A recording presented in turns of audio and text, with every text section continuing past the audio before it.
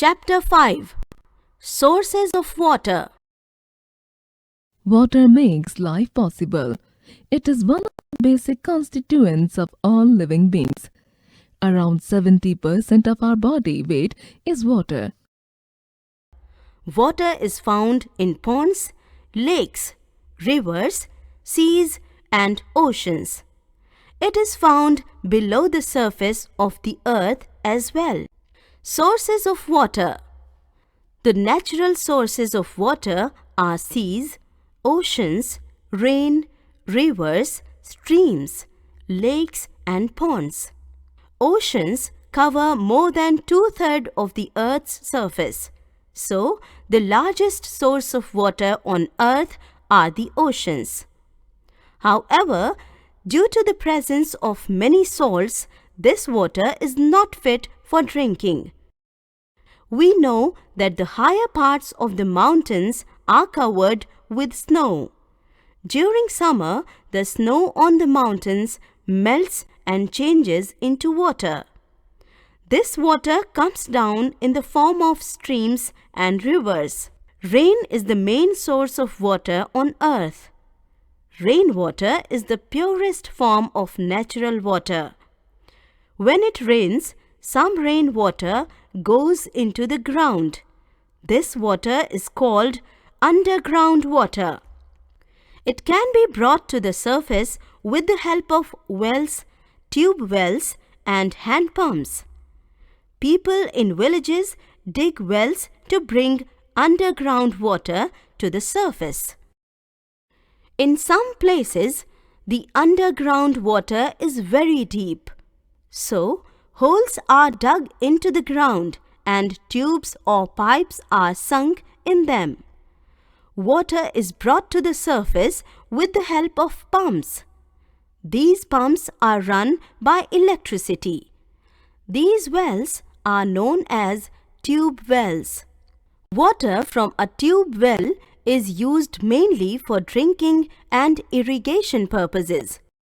Hand pumps are used in places where electricity is not available or where people cannot afford to use electricity. Ponds, lakes, rivers, seas, and waterfalls also provide us with water. However, this water is full of germs and various impurities, so it is not safe to drink. This water is purified and filtered to make it fit for drinking. Evaporation. The change of water into water vapor due to heating is called evaporation. There are many factors that affect the process of evaporation. Factors affecting evaporation. 1. Water evaporates faster when the weather is windy. Take 2 saucers from the same size. Pour an equal amount of water in them. Put one saucer under a fan and turn the fan on. Do not put the other one under the fan. Put it in a place where there is no wind. Take a look at the saucers after an hour. What do you observe? You observe that there is less water in the saucer placed under the fan. This means that more water has evaporated from the saucer placed under the fan.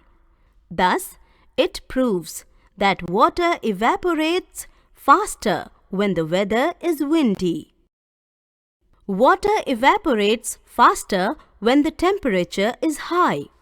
Take the same amount of water in 2 saucers of the same size.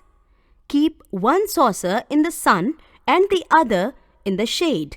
After an hour, you find that there is less water in the saucer that is in the sun. This shows that more water has evaporated from the saucer placed in the sun. It proves that water evaporates faster when the temperature is high. 3. Evaporation is faster when the air is dry. You must have noticed that clothes dry faster on a hot, dry day than on a cloudy day. Do you know why? On a dry day, air has the least water vapor or moisture, humidity in it. It can take in more moisture from the clothes. But on a cloudy day, air has more moisture in it, so it can absorb very little water from wet clothes. 4. Water evaporates faster when the exposed surface is large. Take 2 handkerchiefs of the same size and fabric. Fold one handkerchief on half twice. Put this handkerchief on a table. Spread the other handkerchief on the table. After some time, you find that the handkerchief that was not folded is dry, and the other one that is folded is still wet. This proves that water evaporates faster when the exposed surface area is large. Condensation. When water vapor becomes cool, it changes into water. The process of changing of water vapor into water on cooling is called condensation. In nature, water vapor condenses to form water in many ways. Clouds, dew, fog, frost, and snow are all examples of condensation. 1. Dew. When water vapor condenses on cold objects like grass in the fields, dew is formed. 2. Snow. When water vapor freezes in air, it forms crystals of ice called snow. Snowfall takes place mainly at hill stations in winter. 3. Fog. During winter, water vapor condenses on the dust particles in the air to form clouds close to the ground. These clouds are called fog.